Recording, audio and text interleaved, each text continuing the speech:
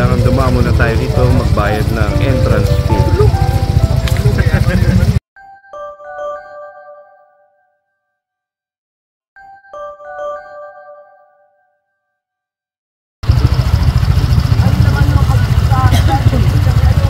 Bali, ito yung kumukolekta ng entrance fee para makapasok tayo ng lubusan dun sa loob.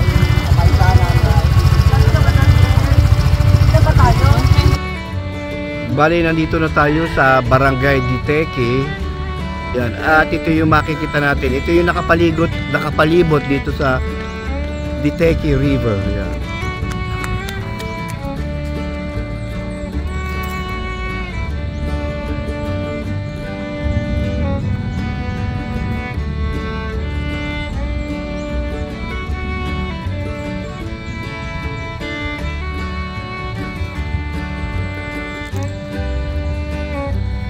Sa palibot ng bundok, kaya kung makita nyo, matataas ng bundok. Yan.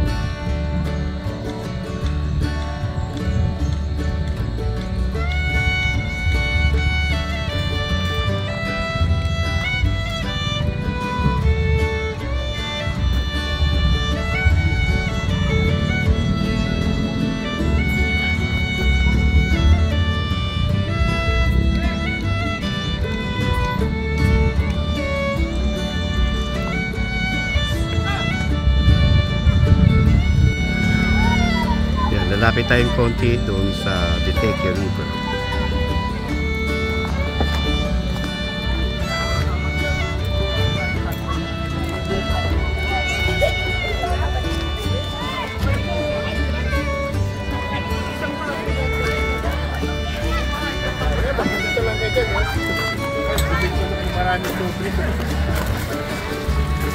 Yan. Diteque River. Malinis na tubig. Ayan.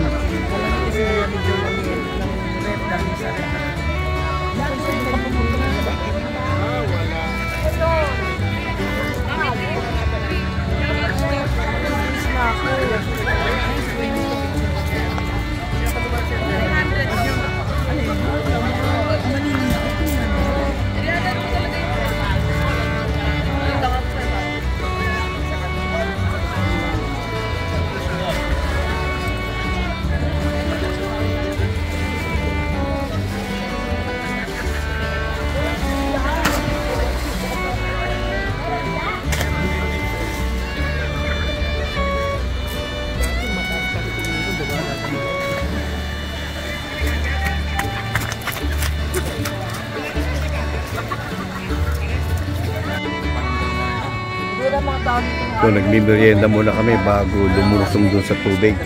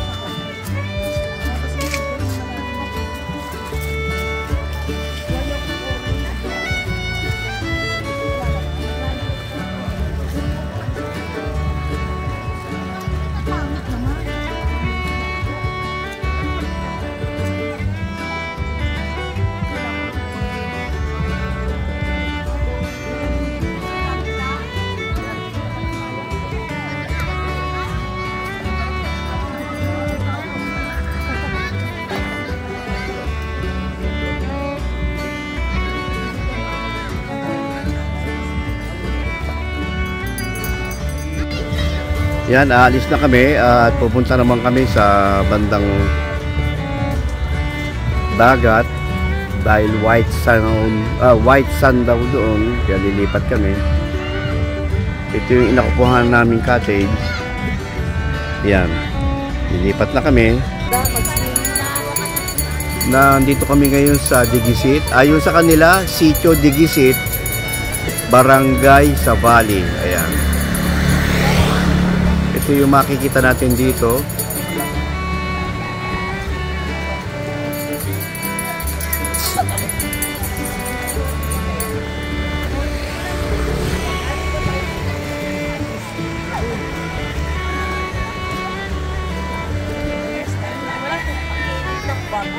Ayan.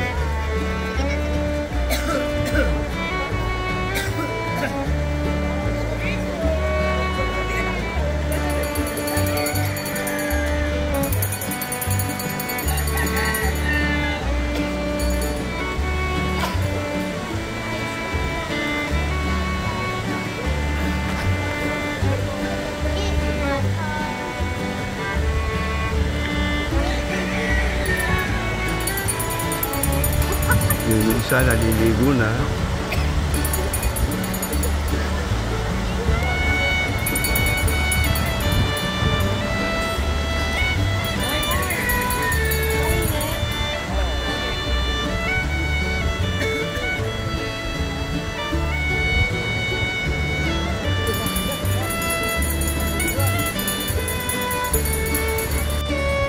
Dito sa tabi ng dagat, meron pa rin mga vendors. Kaya kung meron kang pangangailangan tulad halimbawa ng maiinom o pagkain, meron pa rin, kaya hindi mahirap para sa mga manlalakbay na kumain o uminom.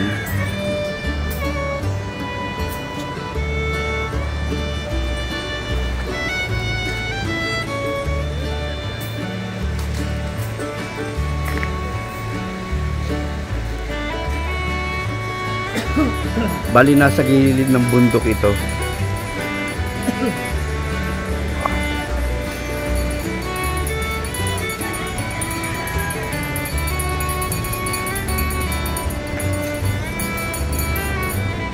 Ayan yung mga kasama namin bumibili ng merienda.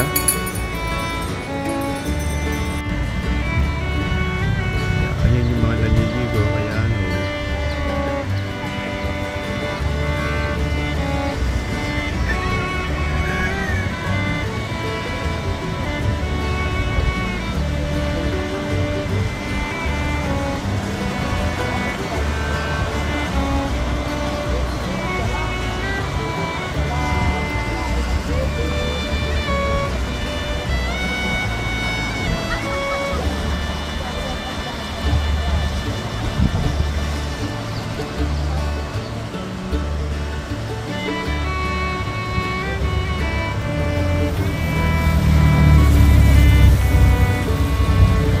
Ito, bumili kami ng ng sabi nila ano ba yan? Kwek-kwek? Ano yung isa? Calamari. Calamari, yan. Nagutom kami sa pagta-travel. Galing kami dun sa kung anong ilog yun. Kalimutan ko na. Sa San Luis. Mother Falls. Yan, malayo pinanggalingan namin kaya nagutom kami. Kaya mabuti merong mga nagtitinda rito sa gilid ng Digisit Rock Formation. Yan. May mga street vendor. Ito yun, te? Ito po yan? Kaya naman.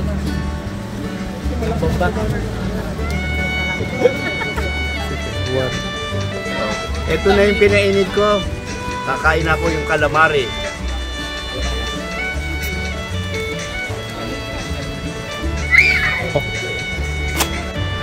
Ayan sila, nandyan pa rin sila at nag-e-enjoy sa masarap na simoy ng hangin at lalo na yung tubig dagat. Yan.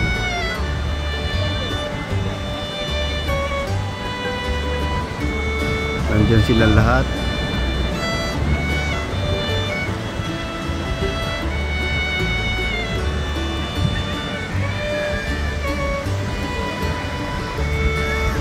Ayan si Danny at yung anak ni Mark.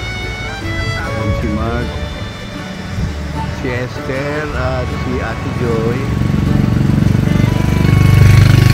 Ayun naman yung mag-ina. Ewan ko anong pangalan yun, ang Bamsi. At si Shirley nandun nakokuberang. Yung dating girlfriend ni Sherwin at yung anak nila. Ayun.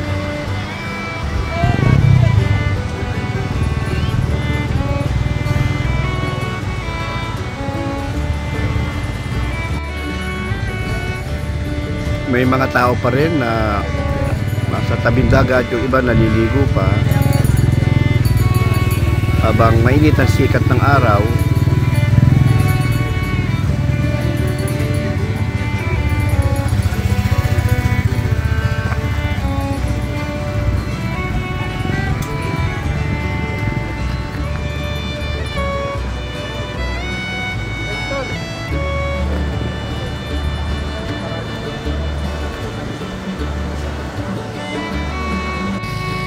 So, ito yung entrance para makapasok tayo doon sa may lighthouse. Pero kailangan natin magbayad ng 20 pesos para sa parking. Ito, nag-park kami.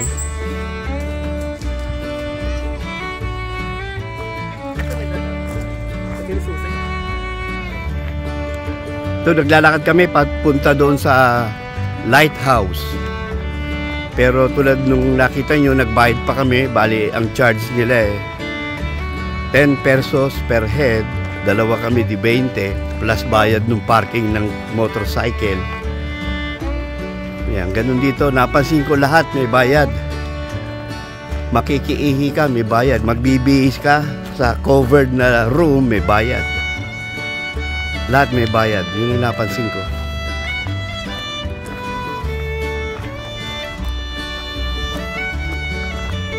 Kaya susundan natin yung araw papunta dun sa lighthouse.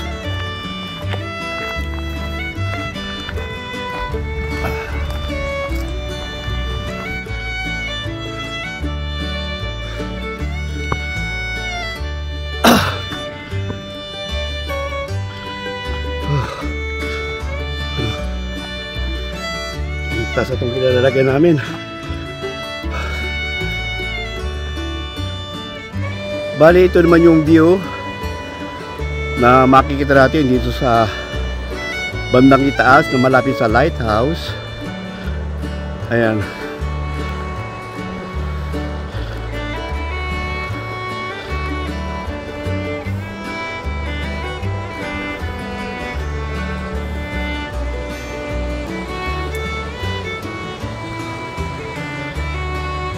Ayun yung lighthouse. Konting hakbang pa paitaas. At mararating na rin namin yung pinaka tuktok na bahagi para doon sa lighthouse. Nakakahingal kasi mataas na itong pinalalagay namin. Papanik pa tayo.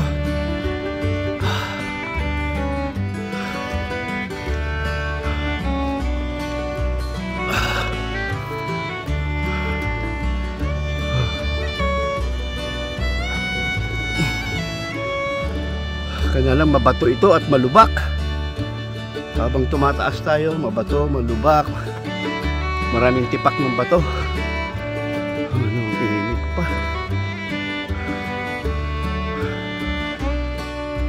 Malapit na ako. Ilang hakbang na lang ito, nandun na rin ako sa tuktok ng lighthouse. Dito sa Baler, Aurora Province.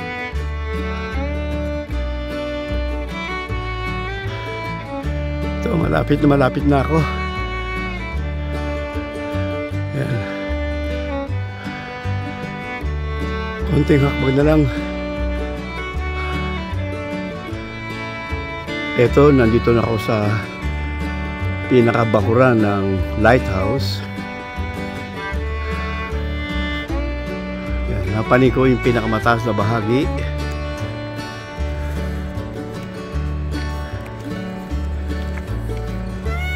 Ayan.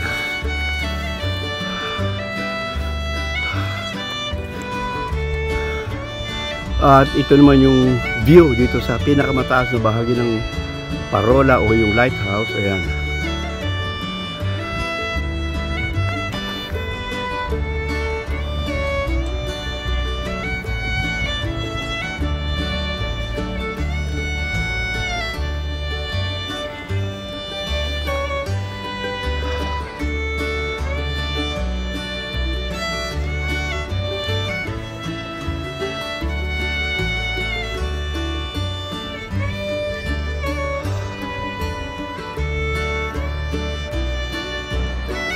Bali, ito naman yung daan pababa. Ayan.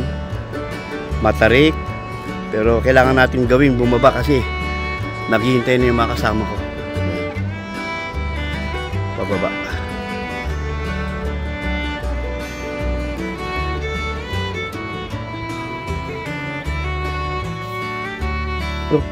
Pababa naman tayo ngayon.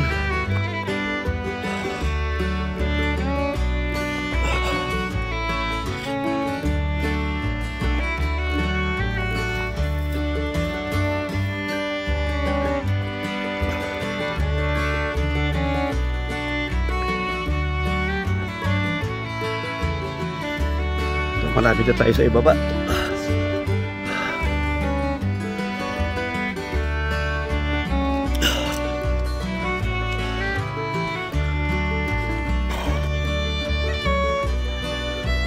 So, nasa baba na ako.